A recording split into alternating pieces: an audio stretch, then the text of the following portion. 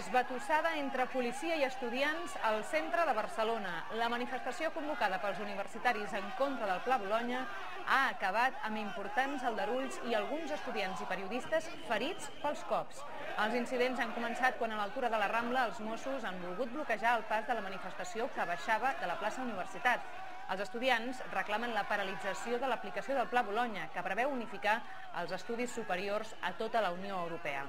Els manifestants consideren que aquest pla implica una privatització de l'ensenyament superior i demanen la redefinició d'un model d'ensenyament universitari.